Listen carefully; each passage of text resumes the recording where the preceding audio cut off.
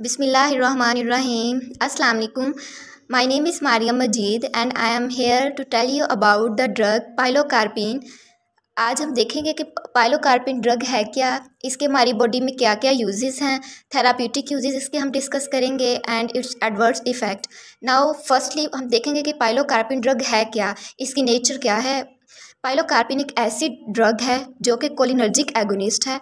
Cholinergic जो word है ना, ये पैरासिम्पथेटिक सिस्टम से रिलेट करता है। पैरासिम्पथेटिक सिस्टम वो सिस्टम होता है जो हमारी बॉडी में जब रिलैक्स स्टेट में एक्टिवेट होता है। तो कोलिनर्जिक और पैरासिम्पथेटिक ये आपस में सिनोनिम है। और एगोनिस्ट ऐसी वो चीज़ जो किसी रिसेप्टर पर जाकर बाइंड करे और उसके काम को प्रोवोक करे, उसे हम कहते हैं एगोनिस्ट। तो पाइलोकार्पिन एक ऐसी ड्रग है जो कोलिनर्जिक रिसेप्टर्स पर जाके एगोनेट करेगी, बाइंड करेगी।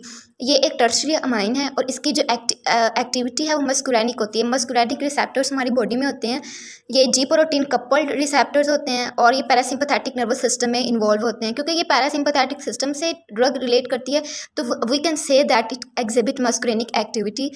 अब एसिटाइलकोलिन और पाइलोकार्पिन दोनों ही ड्रग्स जो है ना वो डायरेक्टली एक्टिंग हैं। हम देखेंगे कि इन दोनों के दरमियान बेसिक डिफरेंस क्या है और इन दोनों में से कौन सी ड्रग है जो ज़्यादा पोटेंट है। जो एसिटाइलकोलिन है ये हाइड्रोलाइज हो सकती है कोलिन इस्ट्रेज एंजाइम के थ्रू, इसकी जो ब्रेकडाउन है वो हो सकती है, जबकि जो पाइलोकार्पिन है ये कोलिन इस्ट्रेज एंजाइम के थ्रू हाइड्रोलाइज नहीं हो सकती। जो एसिटाइलकोलिन है ये ज़्यादा पोटेंट होती है एज़ कम्पेयर टू पाइलोकार्पिन, लेकिन ये ब्रेन्स को पेनिट्रेट नहीं कर सकती। जबकि जो पाइलोकार्पिन है ये अनचार्ज होती है और पेनिट्रेट कर जाती है हमारे सेंट्रल नर्वस सिस्टम को एट थेराप्यूटिक डोजेस। ठीक है, अब आगे हम डिस्कस करेंगे इसका एक्शन क्या है हमारी बॉडी में। तो mainly it is involve in rapid miosis को हम मियोसिस भी कह सकते हैं। बेसिकली इस वर्ड का मतलब होता है कंट्रैक्शन ऑफ प्यूपल। जब हमारा प्यूपल एक्सेसिवली कॉन्ट्रैक्ट करे तो हम इस प्रोसेस को मायोसिस या मियोसिस कह सकते हैं। तो पाइलोकार्पिन एक ऐसी ड्रग है जो मायोसिस और मियोसिस के प्रोसेस में इन्वॉल्व होती है, हमारे प्यूपल की क्या करवाती है, कॉन्ट्रैक्शन करवाती है। And second point is loading of intraocular pressure. Intraocular pressure basically हमारी आई में होता है। हमारी आई में जो फ्लूइड प्रेजेंट होता है वो जो बेसिकली प्रेशर एग्जिट करता है उसे हम कहते हैं इंट्राओकुलर प्रेशर। और पाइलोकार्पिन क्या करती है, मेनली ये इंट्राओकुलर प्रेशर को लो कर देगी। अब ये डिजीज़ होती है ग्लाउकोमा। एक ओपन एंगल, इसकी दो टाइप्स हैं, open angle glaucoma and angle closure glaucoma. हम देखेंगे कि इन दोनों में फ़र्क क्या है और जो पाइलोकार्पिन है वो इन दोनों केसेस में किस तरह इफेक्टिव है। Now continuing to the next page, यहाँ पर हम देखेंगे कि ओपन एंगल ग्लाउकोमा और क्लोज एंगल ग्लाउकोमा में क्या फ़र्क है। ये देखें, ये जो डायग्राम के थ्रू इसको मैं एक्सप्लेन करने की ट्राई करती हूँ।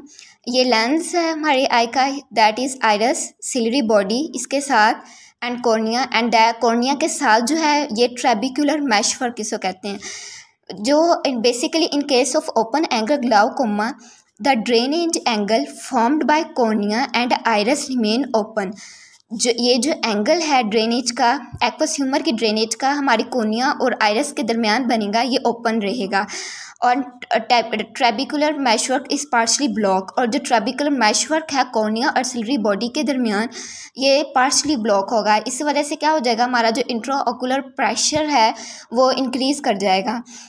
और and in closure angle glaucoma drainage angle block हो जाएगा। यहाँ पर देखें, ये ओपन एंगल ग्लाउकोमा को ये इतनी डायग्राम रिप्रेजेंट कर रही है और ये क्लोजर एंगल ग्लाउकोमा को रिप्रेजेंट कर रही है। यहाँ पर आप कंपैरिजन कर सकते हैं कॉर्निया और आइरस के दरमियान, ये देखें एंगल ओपन है, इसकी ज़्यादा जगह खाली है, जबकि कॉर्निया और आइरस यहाँ पर एंगल जो है ना वो कम है, ब्लॉक हो गया है। तो क्लोजर एंगल ग्लाउकोमा में ड्रेनेज एंगल ब्लॉक हो जाएगा और ट्रेबिकुलर मैशवर्क कम्प्लीटली ब्लॉक, जबकि इस केस में जो ट्रेबिकुलर मैशवर्क था वो पार्शियल ब्लॉक था। But in case of closure angle glaucoma trabecular meshwork is completely block. तो इन दोनों केसेस में जो इंट्राओकुलर प्रेशर है वो इंक्रीज़ करेगा। So basically in both cases pilocarpine will lower the intraocular pressure. Now we will discuss the next its important use, that is Pilocarpine is also effective in opening of trabecular meshwork around Scalman canal. जो pilocarpine है वो स्कैलमन canal में भी जो effective है, उसके जो meshwork है उसको ओपन करने में। अब आपके जहन में ये क्वेश्चन आ सकता है कि what is Schlemm canal and why we are discussing this canal over here. So basically Schlemm canal एक ऐसा वस्कुलर स्ट्रक्चर है जो कि हमारी आई के फ्लूइड को होम्योस्टेट करता है, उसको मेंटेन करता है। कैसे मेंटेन करता है? बाय ड्रेनिंग एक्वस ह्यूमर को ड्रेन करता है हमारी आई से। कहाँ पर ड्रेन करता है? ये सिस्टमिक सर्कुलेशन में। तो फिर ये स्कैलमन कैनाल में भी पिलोकार्पाइन का एक इम्पॉर्टेंट जो यूज़ था वो हमने डिस्कस कर लिया। And the next is pilocarpine also promote salivation in patients with xerostomia. Xerostomia ऐसी बीमारी है जिसमें माउथ जो है ना वो ड्राई हो जाता है, तो वहाँ पर पिलोकार्पिन क्या करेगी? सेलिवेशन को प्रमोट करेगी। जो स्लीवरी ग्लैंड्स से हमारा जो स्लावा है उसको ये ज़्यादा सिक्रिएट करवाएगी, ज़्यादा उसको प्रमोट करेगी। And the next it's important use is in Sjogren syndrome. Sjogren syndrome में भी ये होता है कि lack of tears, dry mouth, ये कॉमन इसकी सिम्टम्स हैं। और इस सिंड्रोम में हम पिलोकार्पिन की टैबलेट्स ओरली हम यूज़ कर सकते हैं। नेक्स्ट हम फार्माकोलॉजी में दो वर्ड्स ऑप्थेल्मोलॉजी में ज़्यादातर डिस्कस करते हैं। एक माइड्रेटिक्स होती हैं, एक पाइलोकार्पिन। माइड्रेटिक्स और पाइलोकार्पिन में दोनों में बेसिकली डिफरेंस ये है कि जो माइड्रेटिक्स होती हैं वो पीपल को डायलेट करवाती हैं, जबकि जो पाइलोकार्पिन आती हैं ये पीपल की कॉन्ट्रैक्शन करवाती हैं।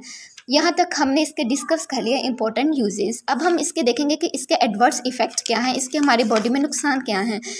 जो पाइलोकार्पिन है ये बेसिकली इसका जो एडवर्स इफेक्ट उसमें आ जाएंगे ब्लड विजन, ज़्यादा सही से दिखाई ना देना, नाइट ब्लाइंडनेस, ब्रो एक ऐसी डिजीज़ है जिसमें हमारे आईब्रोज के बिहाइंड जो है ना वो पेन स्टार्ट हो जाएगी। डायाफोरेसिस में डायाफोरेसिस हो सकती है। डायाफ्रोसिस किसे कहते हैं? प्रोफ्यूज स्वेटिंग को कहते हैं डायाफोरेसिस, ठीक है। अब अगर पाइलोकार्पिन फ़र्ज़ करें कि पेशेंट्स को हॉस्पिटल में पाइलोकार्पिन दे दी है, ठीक है, अगर उसके ज़्यादा एडवर्स इफ़ेक्ट प्रोमिनेंट हो रहे हैं तो हम पेरेंटल एट्रोपिन को यूज़ कर सकते हैं इसकी टॉक्सिसिटी को कम करने के लिए। So parenteral atropine can be use as like an antidote of pilocarpine. So that's all, that's end over here. I will try to discuss it with the help of diagram. This is our untreated eye. If we inject the drug pilocarpine or carbachol, then what will happen? Meiosis or contraction of the pupil will occur.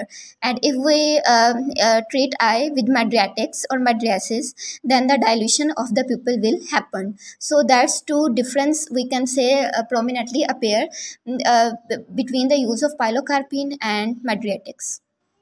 So that's topic and over hair. Hope you will understand. अगर फिर भी आपको किसी बात की समझ ना आए तो आप कमेंट सेक्शन में मुझसे पूछ सकते हैं।